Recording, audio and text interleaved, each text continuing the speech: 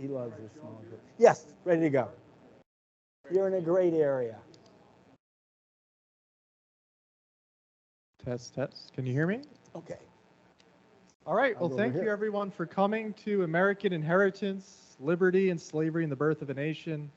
Today I have the pleasure of introducing Dr. Edward Larson, who is the Hugh and Hazel Darling Chair in Law, as well as University Professor of History at Pepperdine University.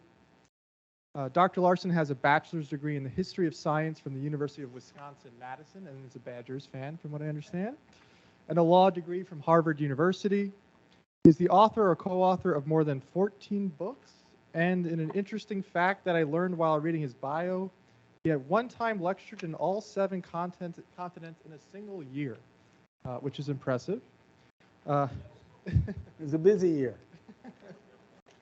Among his books are Summer of the Gods, The Scopes Trial, and America's Continuing Debate Over Science and Religion, which received the 1998 Pulitzer Prize in History, and The Return of George Washington, Uniting the States, 1783 to 1789, among others. His most recent book, American Inheritance, was published this year and is the topic of this talk. So please join me in welcoming Dr. Ed Larson. Thank you very much. And thank you for having me here. As I was explaining to him, this is one of the very few campuses in the system I hadn't been to before.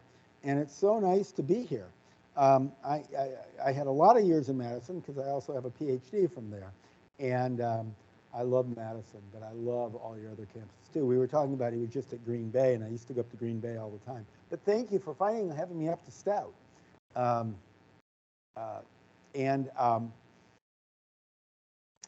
This book this was my COVID project, by the way. I got to stay home a lot and do an awful lot of research on materials I already had. And a topic I was, I'm just going to talk about a part of it today, but where it comes from my background. And with COVID coming, I had a lot of extra time. It reflects what I am and what I'm not. I'm an intellectual, history of science, cultural intellectual historian, and liberty is an idea.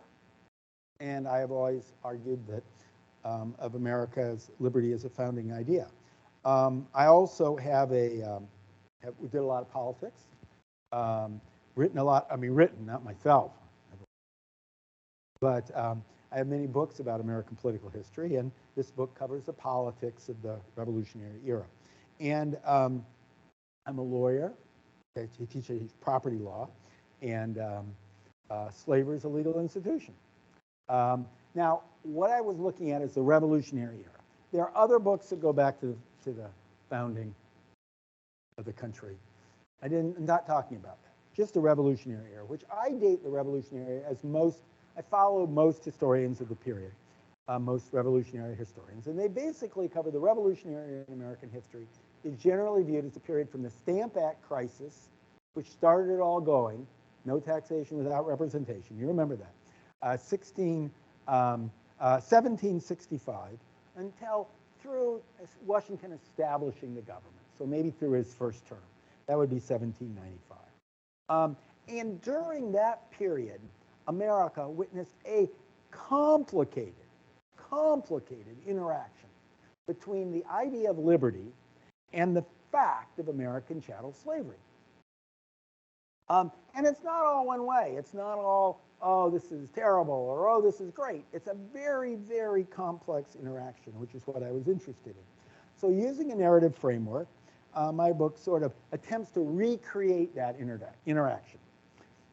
Never using judgments from today back on those people, but just trying to follow what was said, what was thought, what did people think. So allow me to give one small part of it. There's no way in one lecture I can talk about it all. But this sort of introduces the nature of the conflict. And I'd be happy to take questions about other things. So, as I said, I've written a lot of books about American history, and my overarching thesis is that I've always viewed as American history as we are a land of liberty. Now, that's not true of most nations. Oh, some nations cherish liberty, some nations don't. Um, but most nations are simply built on ethnicity. Just as simple as that. Poland for the Poles, Thailand for the Thais, England or France. I mean, they're basically projections of ethnicity. That's where they come from. Or they're legacies of conquest, like the grand sweep of Russia, or the Checkerbock nations of once colonized Africa or South American continents. Or sometimes for religious or geographical divisions, like Hindu India or Jewish Israel, or island nations like Iceland or Japan. From its outset, however, the United States stood out as a land of liberty, a geographical manifestation of a then new Enlightenment era political ideal. Conceived in liberty was how Lincoln put it 7 years later after its establishment. So permit me to explore how that came about in the colonies, in colonies where chattel slavery had become endemic, totally unique to the world. There was no slavery in Europe at the time. No slavery. There hadn't been any slavery in Europe since Roman times. It had been abolished with the coming of the Christian church. There was no slavery in England. There was no slavery in France. It didn't exist. And there was nowhere in the world anything quite like the chattel slavery that had developed first in the Caribbean and then carried up to America. And I do talk about that earlier, in the earlier part of the book. And I'll be happy to answer questions about why this was a uniquely American development. Again, starting in the Caribbean, or in Brazil too. So let me take you back, not to the founding, not to the founding of the colonies in 1660s, but to the Stamp Act crisis of 1765.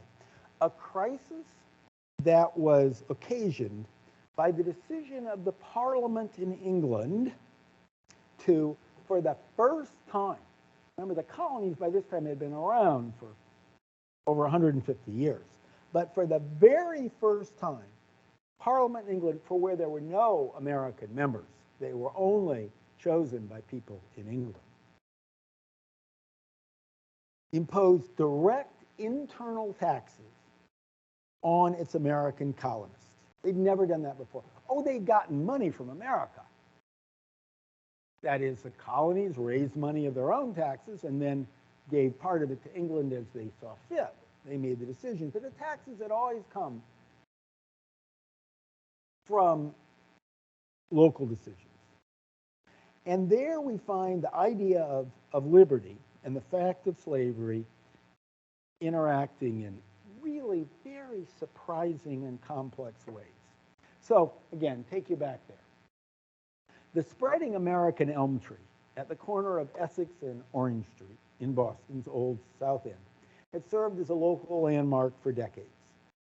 At dawn on August 14, 1765, the Patriot leader of the South End gang, shoemaker Ebenezer McIntosh, signaled the start of organized, violent resistance to the Stamp Act by hanging from that tree an effigy of Andrew Oliver,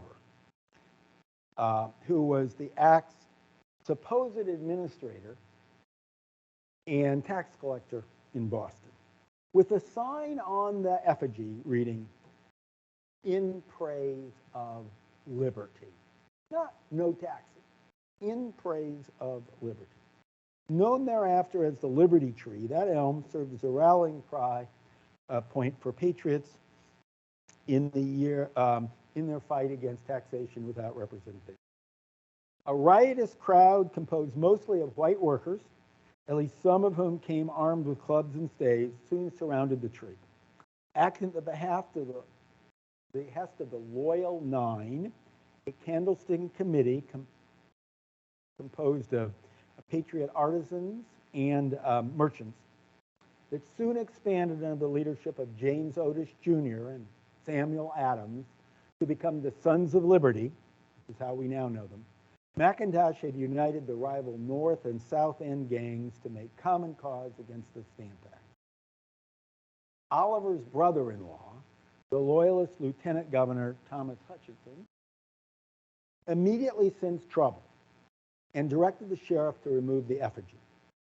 Objecting that his officers, quote, could not do so without imminent danger to their lives, the sheriff refused. Tensions rose as the day wore on without decisive action. At dusk, leaders of the swelling crowd, which one newspaper numbered at some thousands in a town that only had 16,000 people, took down the effigy and with mob in tow paraded it roughly a mile to Oliver's Wharf, built and owned by this merchant, who they thought would, who had apparently agreed to administer the tax. There, the rioters demolished a new brick and wood building rumored to serve as the future office for administering the tax. With the effigy and kindling from the demolished building, the crowd then passed by Oliver's stately house. It's Oliver. After beheading the effigy in plain sight of the house's occupants, protesters set it ablaze on a hilltop bonfire visible across town before storming the house which Oliver and his family had wisely just vacated. Helping themselves to Oliver's liquor, the rioters broke windows and mirrors, smashed furniture, tore down the fence, and made a general mess of the place. Hutchinson and the sheriff tried to restore order around 11 p.m., but were driven off by a shower of stones. The next day, to save himself from further injury, Oliver agreed to decline his commission as stamp agent and do nothing whatsoever to enforce the Stamp Act. Now, word spread, however, that Hutchinson and agents of the local customs office and admiralty court remained committed to enforcing the tax. The mob turned against them on the night of August 6th, invading and tracing the homes of there's Oliver's home, the homes of the controller of customs, of court officers, and of the lieutenant governor, this house. The militia finally turned out to keep the peace after the second night of rioting. But Patriot leaders warned against jailing anyone for the attacks, or more riots would follow. No prosecutions ensued.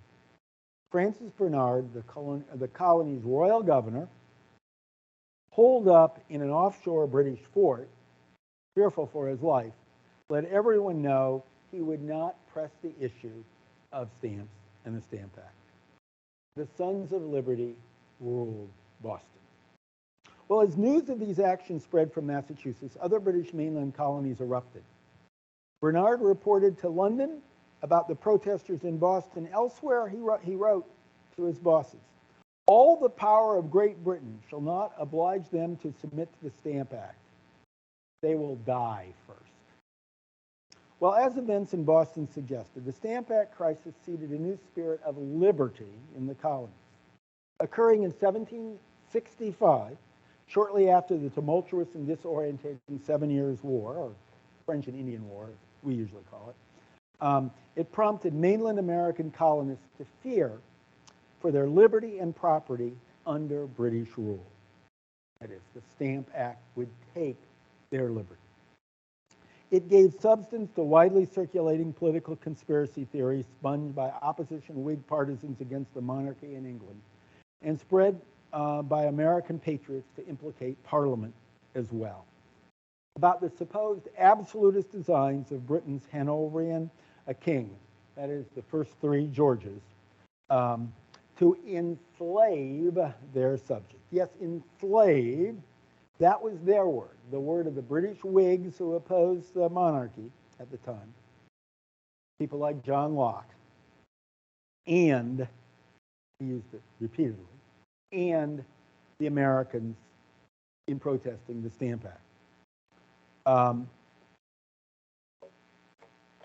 Now, as I said, enslaved or will not be made slaves was their word that fit their time and linked their defense of their liberty with the fact of African slavery in their midst. So they gave it a different spin than it had had in England.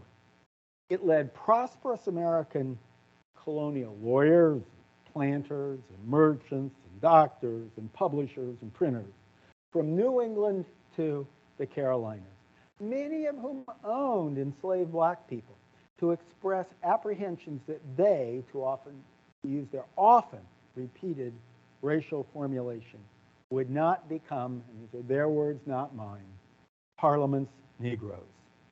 As a result, the Stamp Act crisis of 1765 became a critical step in the march from colonialism to revolution and independence, with liberty as the goal and slavery as a rhetorical device or activating metaphor. Now, the crisis rested on the subtle but significant difference in perspective, repeatedly raised in pamphlets and proclamations on both sides of the Atlantic. For example, the Pennsylvania Assembly resolved in defiance of the Stamp Act. It is the inherent birthright and indubitable privilege of every British subject to be taxed only by his own consent or that of his representatives. By imposing the internal Stamp Act on them without their consent, taxes evidenced by stamps that were put on all locally printed paper, printed items and written documents. That's why I call it stamp tax. You buy the stamp and then you put it on the document or on the piece of paper. Parliament, in their words, enslaved the colonists. As one Boston essayist sneered in a passage dripping with dark satire, "You have been told by great authority that a respectful submission is your duty. And so it is with your brother Americans, the black inhabitants of the West Indies Islands. Their duty is certainly to submit to all the impositions of their master, for we know that they were created for no other end but with the sweat of their brow to support them in luxury." The metaphor of slavery became the driving argument, the driving metaphor of the early American Revolution. Now, those British overlords in London saw the matter differently. The English paid stamp taxes too, they noted, and so colonists had a form of virtual representation by having a tax imposed by others who bore a similar, if not the same one. The English Stamp Act was one thing, the American Stamp Act was different. In any event, they added, its proceeds offset the cost of colonial administration. Now, these defenses didn't mean anything to the American colonists, who saw the Stamp Act imposed on them, and them alone, without their consent, a direct tax that, while lower than similar ones in England, Parliament could unilaterally raise. That cost them their liberty. Indeed, the fact that it could be raised later was precisely the goal of British Prime Minister George Grenville, who wanted to establish the principle of absolute parliamentary sovereignty over the colonies, even in tax matters. That Parliament could pass any laws it wanted, had total sovereignty over the colonies, even though the colonists didn't have any representative in the Parliament. All this played into the hands of James Otis, who had long spoiled for such a fight. A gifted lawyer and popular local politician with a history of opposing British imperial impositions, Otis had the public standing and ready arguments to pounce in 1774 when Parliament announced the forthcoming tax. One of the first pamphlets published in response, and by far the best known and most often reprinted one. The most important, therefore, pamphlet of the Stamp Act era. Otis's "The Rights of British Colonists Asserted" denied the right of Parliament to impose any external tariffs or internal taxes exclusively on unrepresented colonies. Oh, you could have a general tax that covered people in England and people in the colonies. There you had virtual representation, but not something imposed only on the colonists because you are unrepresented.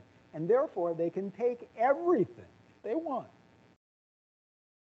And we'll see how they interpret it. Well, Otis wrote, among anything, every British subject born on the continent of America is entitled to all the natural, essential, inherent, and inseparable rights of our fellow subjects in Great Britain. No act of Parliament can deprive them of the liberties as such unless they will contend that an act of Parliament can make slaves not only of 1, but of 2 million of the Commonwealth. That's the estimated population of the colonies then. No man can take my property from me without my consent. If he does, he deprives me of my liberty and makes me a slave.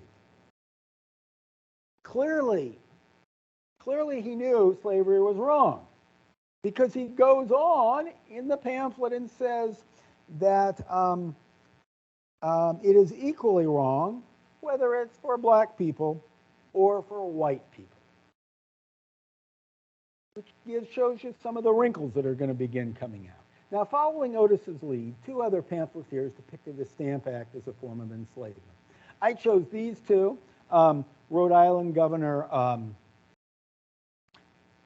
Merchant, he was a governor, he was a slave ship owner, Stephen Hopkins, and Maryland Colonial Secretary, London trained barrister, and slave plantation owner, Daniel Delaney, because their pamphlets, along with Otis's, proved to be the most influential, most widely reprinted, and most often quoted of the era.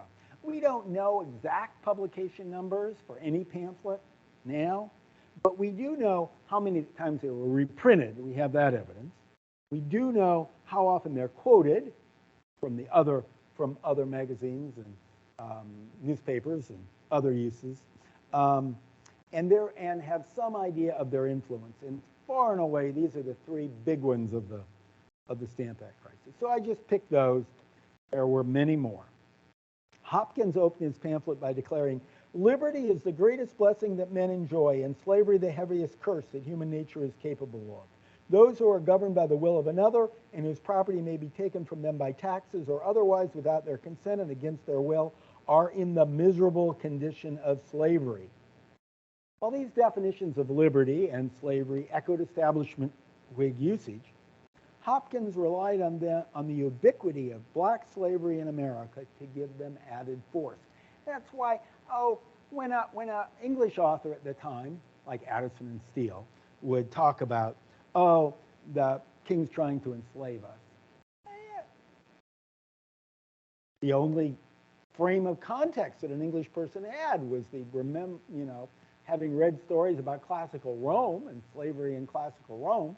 They didn't have it among themselves. If an enslaved person was brought to England at the time, they were immediately free. You could not be enslaved in England. But in America, no matter what colony you were in, there were enslaved black people. Every colony had chattel slavery. It just did not exist in England. And so when you use the term, one is a classical reference, another is something you see happening on the street right next to you. More conservative than Hopkins and not a firebrand like Otis, Delaney, educated in Cambridge, a lawyer, Secretary of Maryland, that's the number 3 post, governor, lieutenant governor, secretary back then, also gave a proper English meaning to slavery.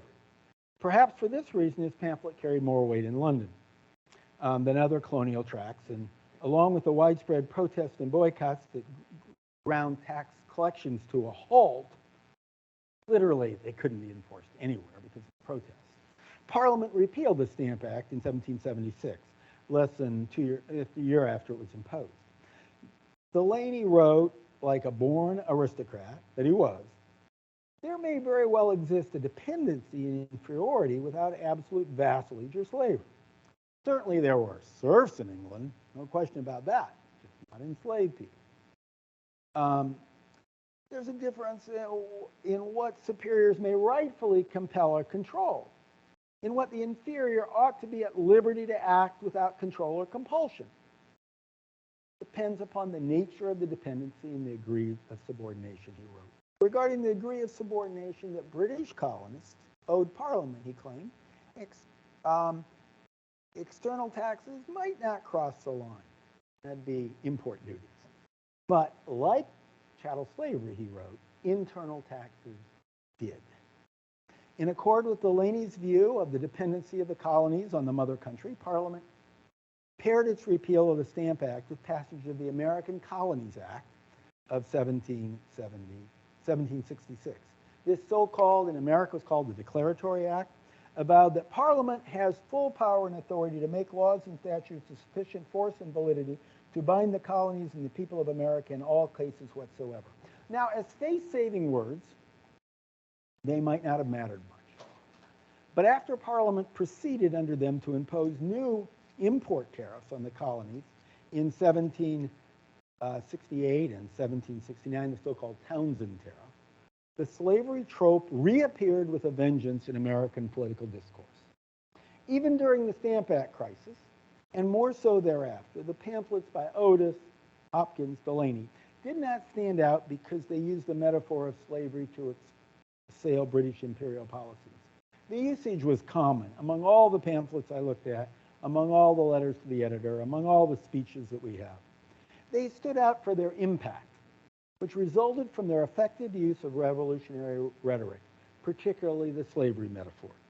A striking yet representative example appeared when, at the height of the Stamp Act crisis in 1765, Massachusetts patriot John Adams, the future conservative American president, inveighed against British treatment of the colonists. "We won't be their Negroes." Whatever meaning or implications it carried in particular cases, the slavery metaphor worked with free white colonists because they did not want to become like the enslaved Africans in their midst. In every colony, they knew slavery firsthand, and they rejected it for themselves.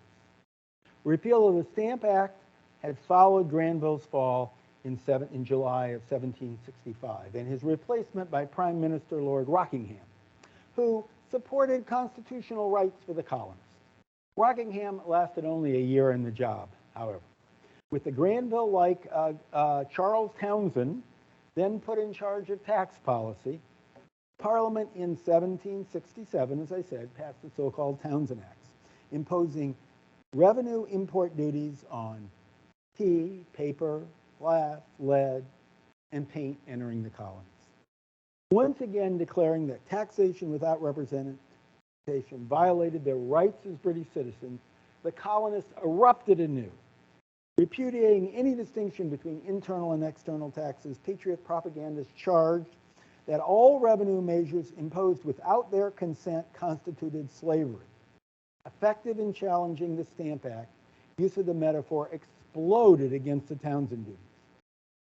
With Otis then increasingly sidelined by mental illness, this man, Samuel Adams, assumed the leading role within Boston's chapter of the Sons of Liberty and the far-reaching committees on correspondence that spent their tentacles throughout all the colonies. A gifted polemicist, more than that of any other single person, his became the voice of colonial resistance to the Townsend Acts.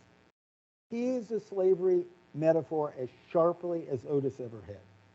Having previously denounced the Stamp Act as reducing colonists, and I'm quoting from Samuel Adams here, from the character of free subjects to the miserable state of tributary slaves, Samuel Adams now turned his fire on the Townsend duties. Slavery, my dear mother, in a public letter that was published throughout the colonies, but was technically addressed to Britain. That's my dear mother. Slavery, my dear mother, we cannot think of it. We detest it. If this be a crime, remember it. Remember we sucked it at your milk.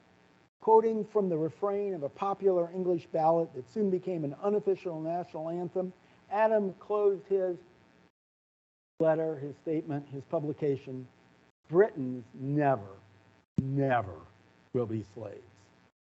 Adams carried on in this manner into the 1770s, admonishing colonists in his trademark fashion, is it not high time for the people of this country explicitly to declare whether they will be free men or slaves? Well, notwithstanding the overall influence of Adams' work, those of this man John Dickinson's anonymously published letters from a farmer in Pennsylvania had the greatest impact, as best we can tell, of any single publication or series of publications in steeling the Americans against the Townshend Acts. Ostensibly written by a simple farmer, the 12 letters, anonymously published as, quote, letters from a farmer in Pennsylvania, which appeared first serially in 19 colonial newspapers beginning in 1767, and then together in pamphlets published in 7 cities from Philadelphia to Paris in 1768 alone. It displayed legal acumen and a style that engaged readers of all stripes. Born on his father's tobacco plantation in Maryland and raised at the family plantations in Delaware that he inherited, Dickinson also held estates in Pennsylvania through marriage. He worked his land with enslaved black people, owning more of them than anyone else in the region. To the delight of patriots and the fury of loyalists, Dickinson turned the slavery metaphor against the Townshend Acts in his letters, portraying himself and his ilk as the enslaved bondservants of Britain. Dickinson had used the metaphor earlier to assail the Stamp Act, writing in 1765 as, quote, a gentleman in Philadelphia. He depicted the stamp taxes, much like a master's leash, quote, drawing off, as it were, the last drops of their praised blood, stating that, quote, every drop of my blood is British. He railed against the act that British leaders by saying British leaders should be better pleased having their children speaking the language of freemen than muttering the timid murmurs of slaves. Well, the metaphor used in that letter during the Stamp Act crisis worked even better when Dickinson attributed it to the humbler hand in letters from the Pennsylvania farmer.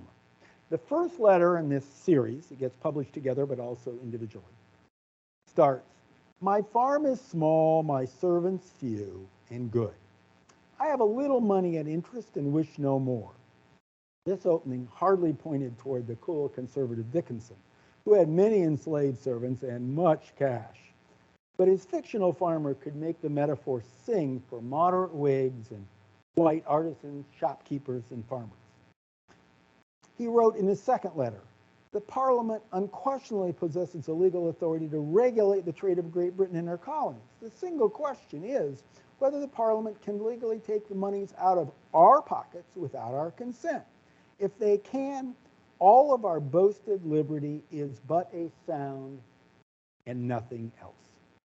In letter 7, he declared, those who are taxed without their consent, expressed by themselves or by their representatives, are slaves. We are taxed without our consent, given by ourselves or our representatives. We are therefore, I speak it with grief, I speak it with indignation, his writing, we are therefore slaves. Well, the Townshend Act reduced colonists to a state of abject slavery. That's his words, Dickinson asserted. Is it possible to form an idea of slavery more complete, more miserable, more disgraceful than that of a people where justice is administered, government exercised, and a standing army maintained at the expense of the people, and yet without the least dependence on them, he asked. Now, it's a rhetorical question used for political force, and it worked. This was the signal document of the Townshend Tariffs. But I doubt he ever posed that particular question to one of his own enslaved black workers. Read by Southern planters and Northern farmers in New York pubs and London clubs, by colonial elites and the working poor, Dickinson's letters had much the same impact on public debate over the Townshend duties as Delaney's pamphlet had regarding the stamp taxes. Written from a conservative, sort of libertarian perspective, both crystallized the issue at stake in terms of English liberty versus African slavery, and awakened colonists to the patriot cause. From his vast plantation, George Washington wrote to George Mason early in 1769, after having read Dickinson's letters. At a time when our lordly masters in Great Britain will be satisfied with nothing less than the deprivation of American freedom, it seems highly necessary that something should be done to avert the stroke and maintain the liberty which we have derived from our ancestors. Each of them, Washington and Mason, the owner of over 100 enslaved black workers, and both having read Dickinson's letters, by mid-1769, Washington and Mason organized a boycott of British goods by Virginia planters with the goal, in Washington words, of drawing Parliament's attention to our rights and privileges by starving their trade and manufacturers. Patriot leaders in other colonies did likewise, with remarkable effect. Trade in taxed goods plummeted and smuggling soared. Matters only became worse after resistance to the Townshend Acts in Boston led the British to dispatch warships and troops to enforce compliance there, resulting in the Boston Massacre of 1770. Although news had not yet reached America, in response to the ongoing boycotts, Parliament had largely repealed the Townshend tariffs. To maintain the principle of sovereignty, however, Parliament retained the import tax on one item, tea. That, coupled with outrage over the Boston Massacre, kept the situation in the colonies fluid, with the Committees on Correspondence urging sustained boycotts everywhere. Into the 1770s, prominent patriots persisted in protesting their enslavement by Britain with passages laced with the imagery of black slavery. Washington complained, for example, in June of 1774, those from whom we have a right to seek protection, referring to the British, are endeavoring by every piece of art and disposition and despotism to fit the shackles of slavery upon us. Parliament, he added 2 months later, quote, sought to make colonists as tame and abject slaves as the blacks we rule over with such arbitrary sway. In a widely read pamphlet, a South Carolina planter, William Henry Drayton, no, there is Washington, but there is Drayton, exclaimed that same year, "It is as clear as the sun at noon that taxation of America by Parliament serves to compel America to bow the neck to slavery. By accepting the Townshend tariffs," John Adams chided Bostonians a year later, "you would not only be slaves, but the most abject sort of slaves to the worst sort of masters." When British troops occupied Boston in 1775, Harvard President Samuel Langston depicted the colonists' plight as, quote, "the vilest form of slavery imaginable to the mind of man." Following Dickinson, a wide array of patriot essayists employed the slavery metaphor. Virginia planter Thomas Jefferson, New York lawyer Alexander Hamilton, Pennsylvania writer Thomas Paine, South Carolina merchant Charles Gadsden, and more. No longer merely common, the use of the slavery metaphor became ubiquitous. Words drove the opening phase of the American Revolution. Most historians agree to this, until the violence of that revolution became its own driver. The revolution, as John Adams explained this in a letter to Jefferson, he wrote, "The revolution was in the minds of the people, and this was effected from 1760 to 1775. The pamphlets and newspapers of the colonists ought to be consulted during that period to ascertain the steps by which public opinion was enlightened and informed concerning the authority of Parliament over the colonists.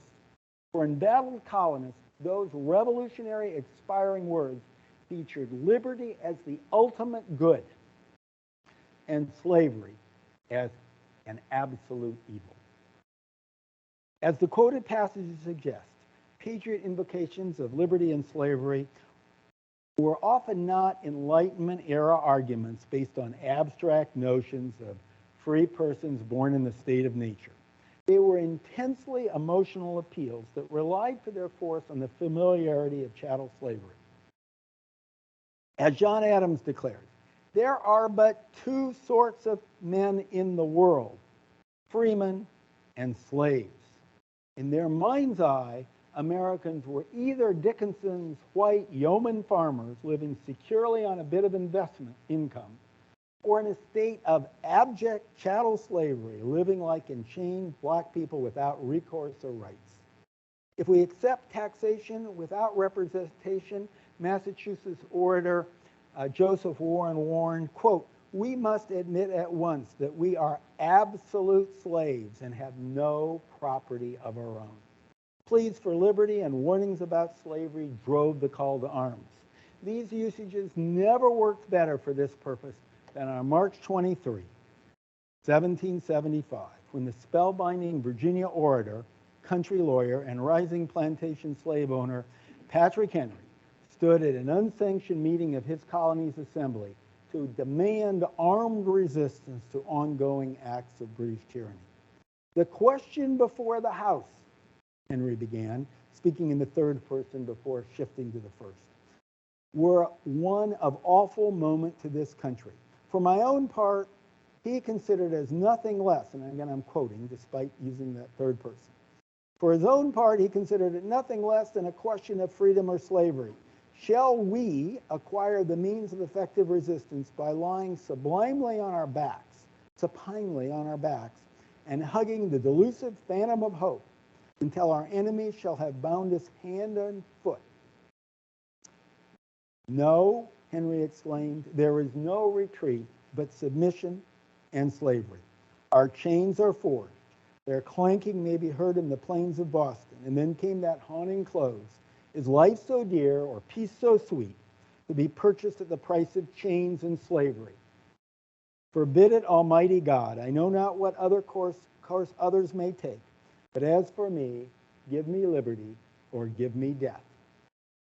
And how did those words, those constant invocations of African slavery to drive the fight for American liberty, play out for the actual institution of chattel slavery in America, which, when the war began, was in place in all 13 colonies from New England to Georgia? Well, not much changed in practice. A lot of objections, but not much actually changed in the South, where slavery undergirded the economy. But much did change in the North, where free and enslaved blacks readily joined patriot ranks to give and gained in the process the liberty for themselves and for Americans. In every New England colony, indeed in every northern colony, local blacks served in the patriot militia at a higher percentage rate than local whites, with enslaved blacks inevitably emancipated for their service. Black soldiers fought and died at Lexington, at Concord, at Bunker Hill, and every other major northern encounter. And within a generation, every northern state had outlawed slavery. Some of those states had up to 20% of their population enslaved blacks before the war. 4 of those states actually abolished slavery before the fighting was even over. During the midst of open warfare, 4 states abolished slavery. Words matter and make a difference. And we see that in the legacy of the Revolutionary War. Before that, the practice of African slavery was not an issue. After it, it became the defining issue of America, with blacks and whites in the North banding together and opposing this institution, which had been endemic before. And the Revolutionary War has been characterized by some as the first great emancipation in American history. More African Americans were free during that period. More Africans were free period than ever before in history. It just did not cover the entire country. So that's part of the story I'm telling, the story of the complex interaction between slavery and liberty as ideas and institutions that came back then and ever after came to impact all of American history thereafter. So the book goes on. It doesn't just start with this beginning part. That's actually mostly drawn from the beginning, but I'd be happy to talk about any aspects of it with you all to the extent we have time.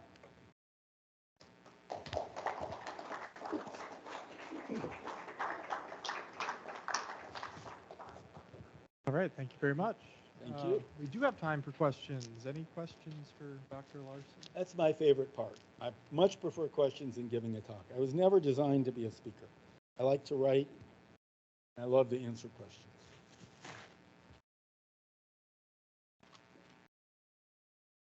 So your book has the years 1765 to 1795. Right. And as we know, the Constitution was written and ratified in that 1987, Correct. 88, or 1787 Right. time frame. As a result, an entire chapter of the book is devoted to the Constitution and another entire chapter to the ratification debates. So with those states in the North beginning to make slavery illegal, and then the Constitution, and we all know that the blacks became 3/5 a citizen. Not blacks, enslaved people. Blacks were full person. No, I'm talking about the enslaved blacks. Yeah, free Yes, blacks, yes. which is all the blacks in the North. And so I'm Full wondering, person. in your book, how much does it get into that discussion? Extensively. Could The you driving- comment on that a little bit? There's so much to say. It was, if, Whatever you want. if you,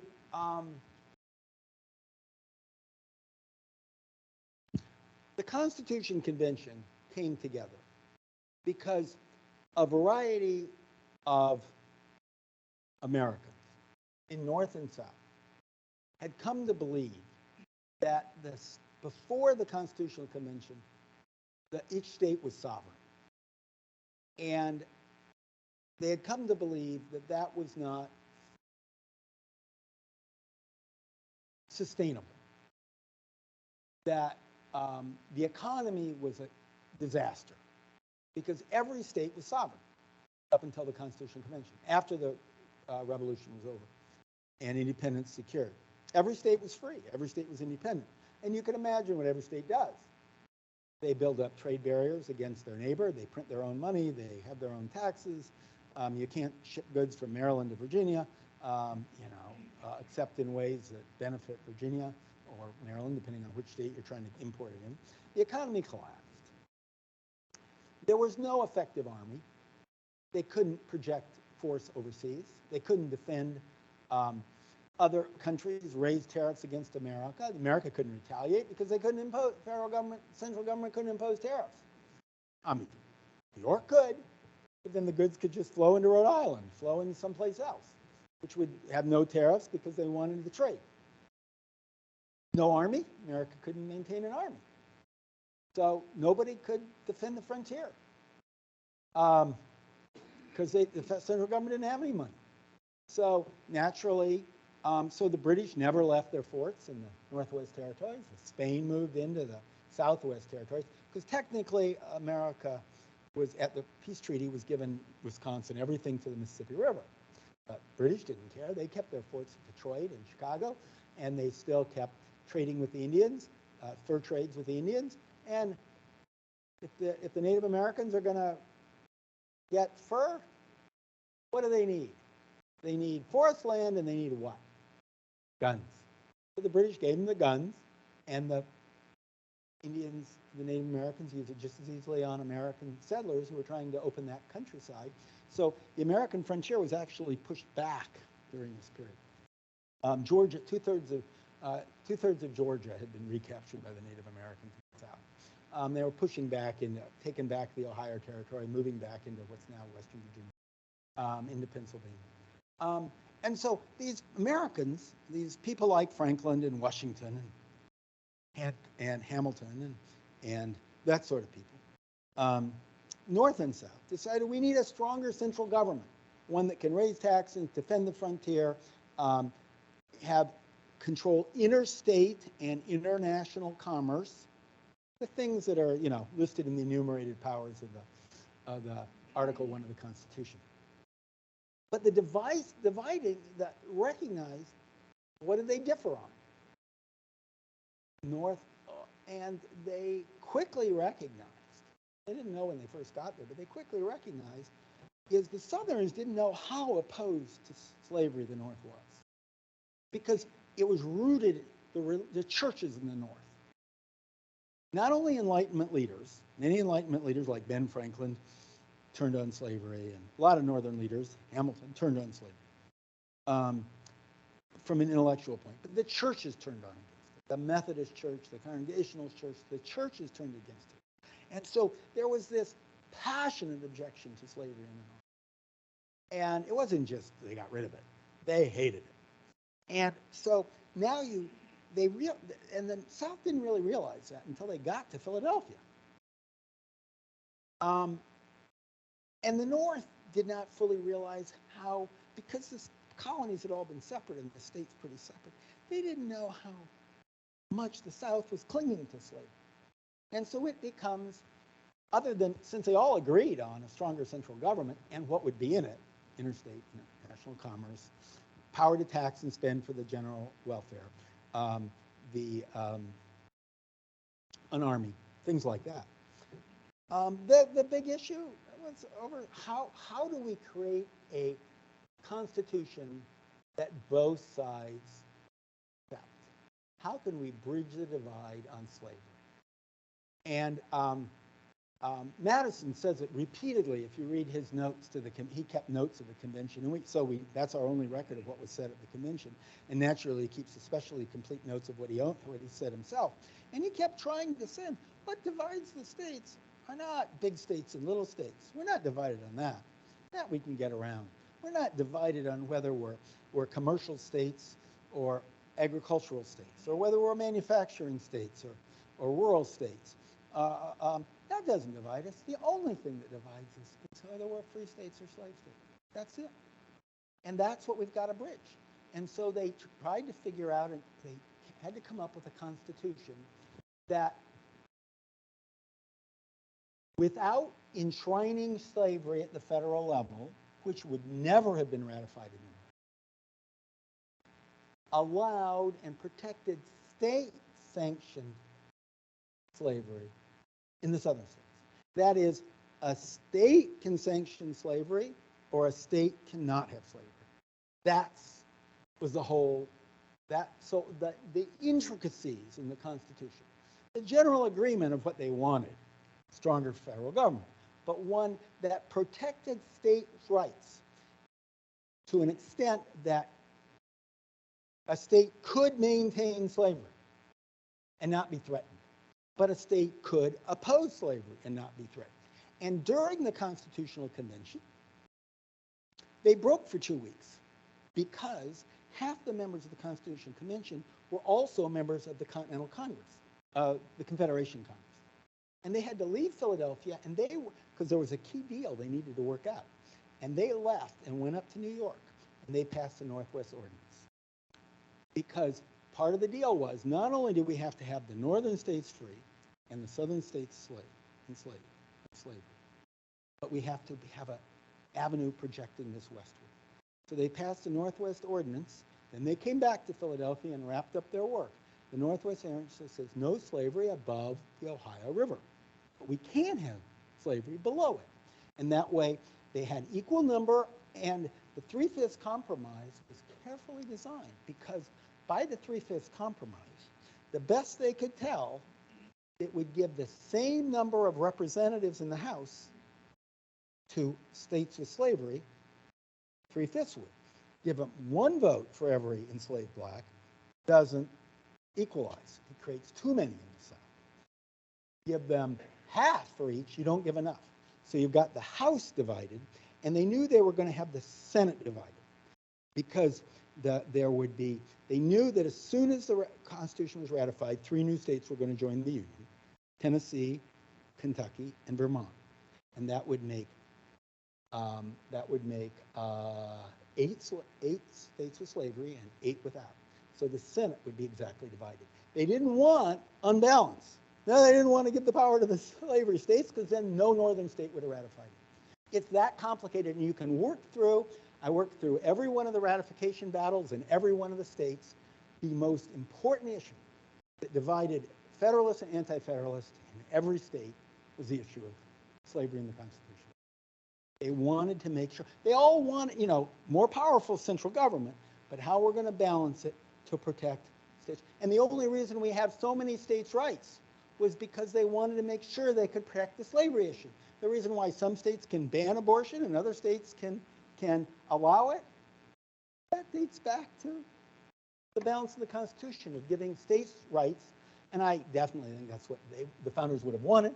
Leave it up to the states. Everything governing health, slavery, and education, that should be left to the states. And that's what I unpack in that chapter.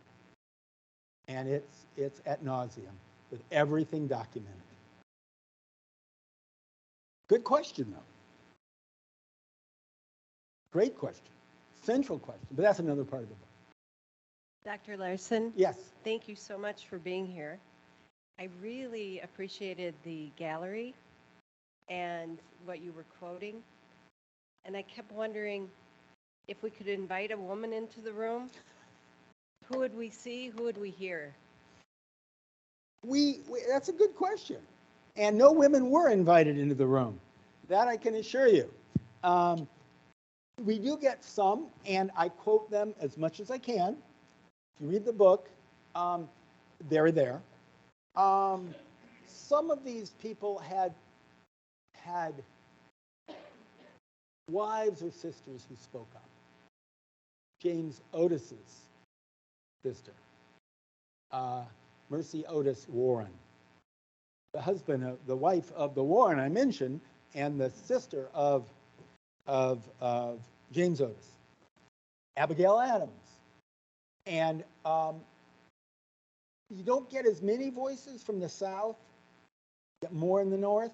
You get some Quaker women, you get some black women like the poet Phyllis Wheatley, or you get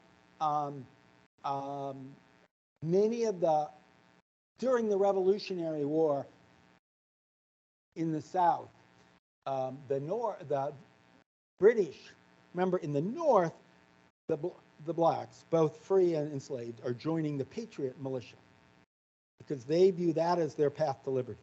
One thing you could be darn sure with everybody we're dealing with is I never found a single enslaved black who didn't want to be free. They all wanted to be free.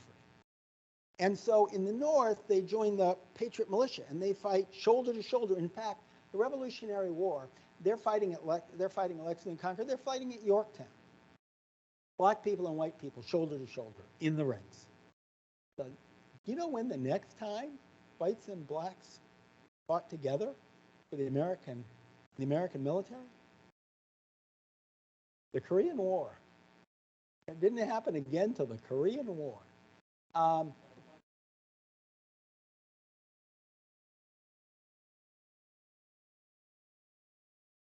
Well, that was a unique. They had blacks serving in non-military roles, and they had black regiments.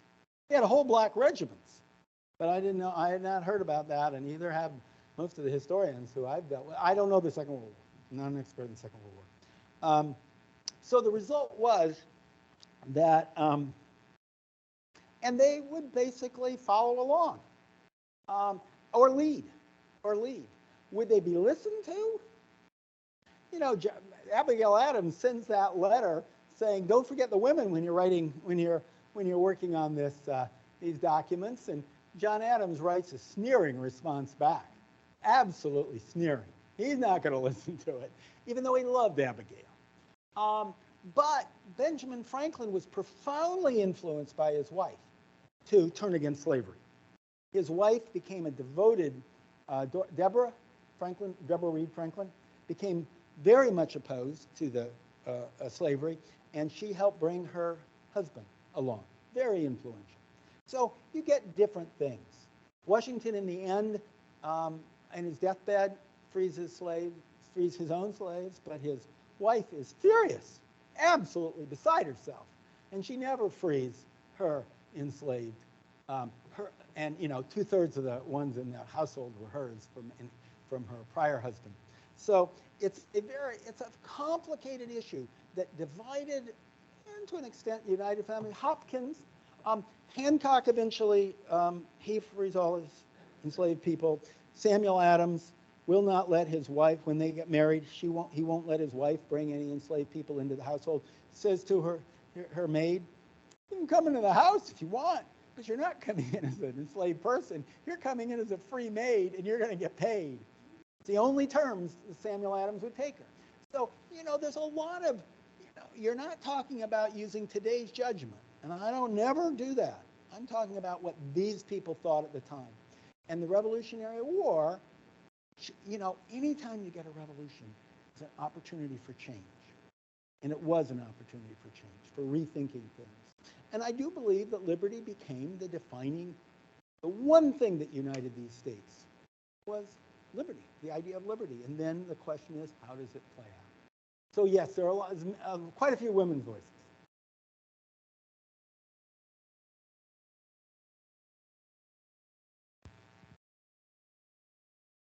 You suggested this, Sergio, but it occurs to me, in 1765, is it fair to say that the people thought in terms of the rights of Englishmen, and that gradually mutated into the rights of man? Oh, I don't think it ever mutated into the rights of man.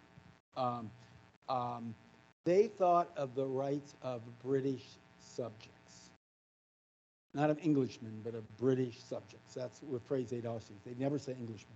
Or, occasionally you can find the phrase. But they were thinking in the rights of British subjects. But how that applies to Africans is sort of interesting, because, as I said, slavery was absolutely illegal in England. And that was a point of controversy, because when a British colonist living in America, and we had by 1765, had become very wealthy.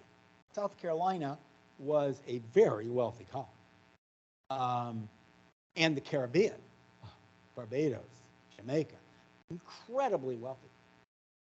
Many South Carolinians would send their children to Oxford, to Cambridge, or more likely, some went to Oxford and Cambridge. It was more likely as they'd send them to the London for a legal education, to the bar in London. They had grown up with enslaved blacks in all those places, and they couldn't take them back with them. If they take them back, they became immediately free. There were a lot of court cases holding this. Somerset's probably the most famous, because the chief of taxation for England finally thinks he's going to get killed, Charles Stuart, and because the resistance to the Townshend Act becomes severe, so he goes back and he takes a very loyal enslaved black, a long-time valet who was a slave black, and they immediately goes to court, and Lord Mansfield, the chief, says, "Well, of course you're free." And so in England, if you're talking about the rights of British subjects, blacks and whites, it's not just whites. Now, I'm not saying blacks were treated equally, but they weren't enslaved. Just like you go to these colonies like Massachusetts that abolished slavery in the middle of the Revolution. I'm not saying I'm not analyzing whether blacks were treated equally. Not whether there were segregated neighborhoods or whatever. Blacks could usually vote in most of these, but not every one of the North. But they weren't enslaved.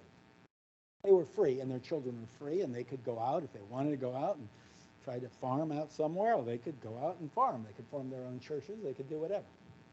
And religion, New England was a very religious place then. It's the reverse now. The South is religious. The South was very secular back then. The North was very religious, New England especially. And religion was very much the driving force to universalize this to become universally held in the North. So literally, you would be kicked out of your church if you were a slave person. You'd be kicked out of your Methodist church or your Congregationalist church or your Quaker church. It didn't matter. It just became a big issue. Any other questions?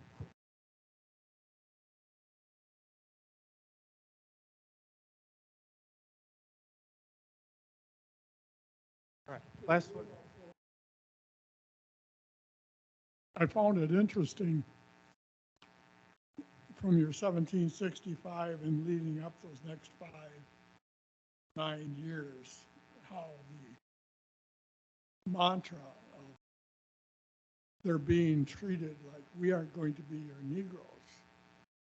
Slavery, freedom. And that got everybody behind it. And that was really a driving force, that hearing the echoing. Mm-hmm. And I couldn't help but think of the hypocrisy of those people, those leaders. This is me. Mm-hmm. The hypocrisy that was driving them. And then I look at, say, Thomas Jefferson, who was in on that. He was behind it all. He was, as we all know, very instrumental. And using the And metaphor as then much as he anyone. ends up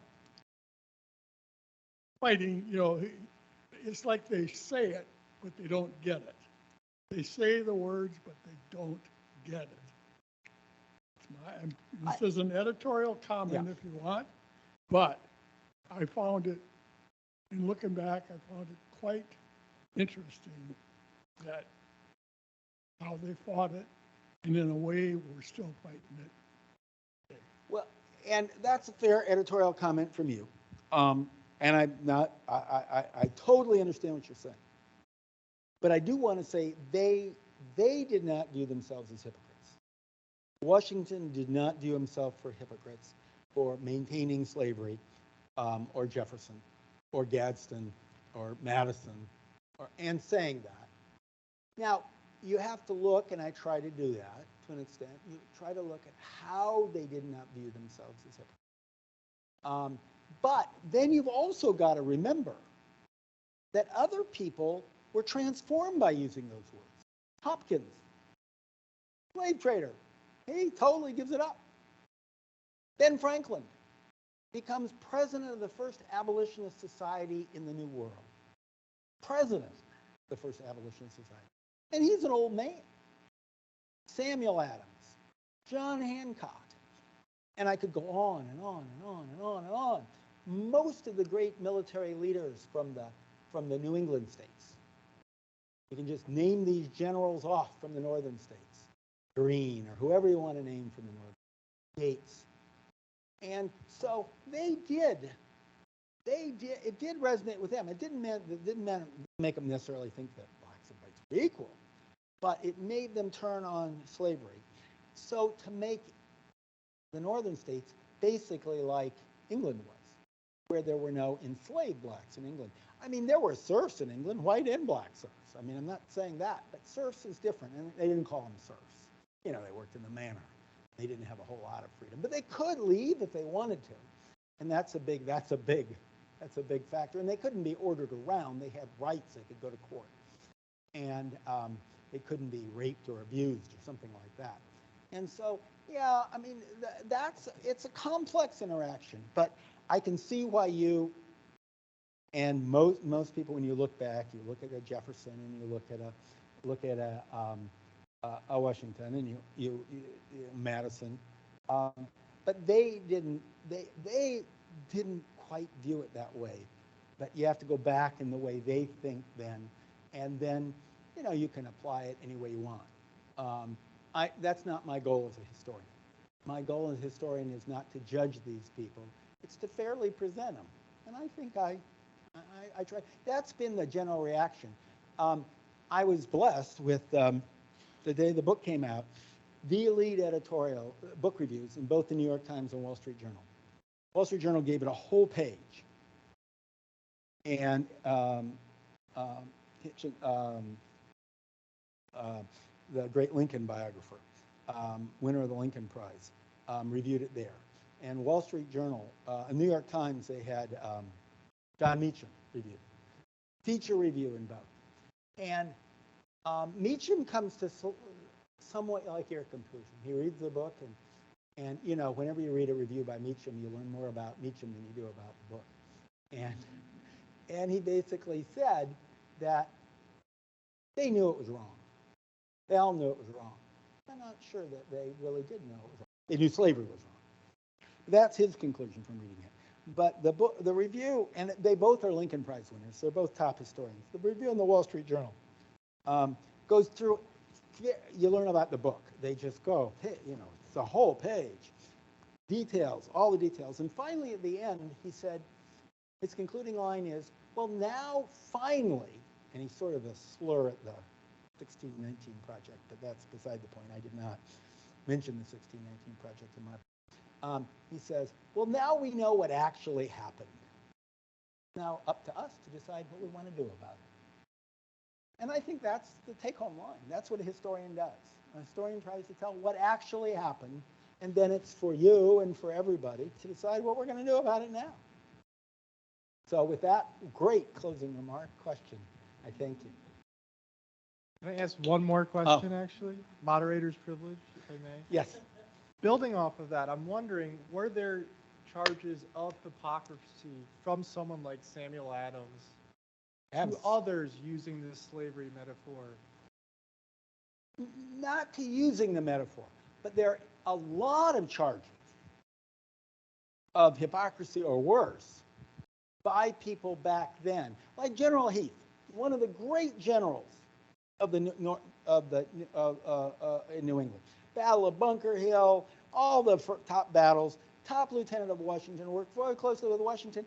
The ratification debates in Massachusetts, he happens to be one of the elected representatives.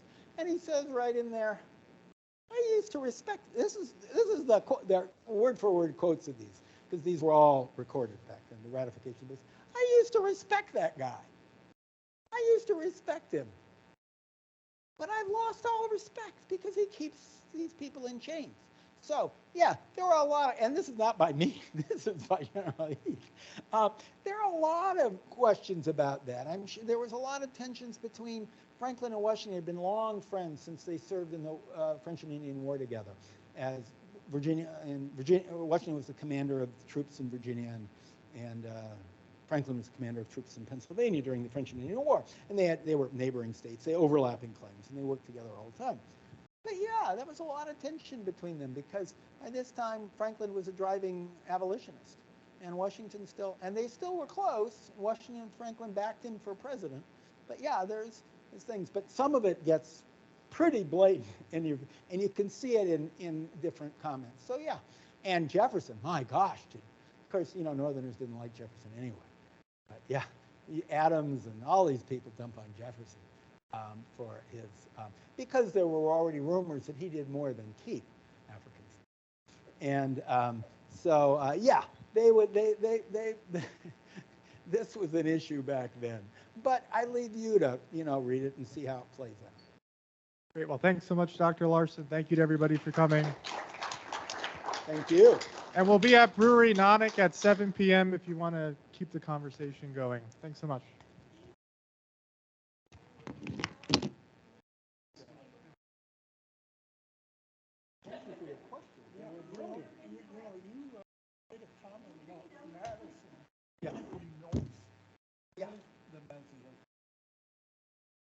Yes, in fact, you can. Yes. First, they're all published, and Madison Notes information. The definitive collection is brand and volumes. You can get it used really cheap. The brand edition. Madison's Notes. He kept playing to it. There. Some of them he can't write fast enough, so they're short. Yeah. Everybody back and forth. But if you and then.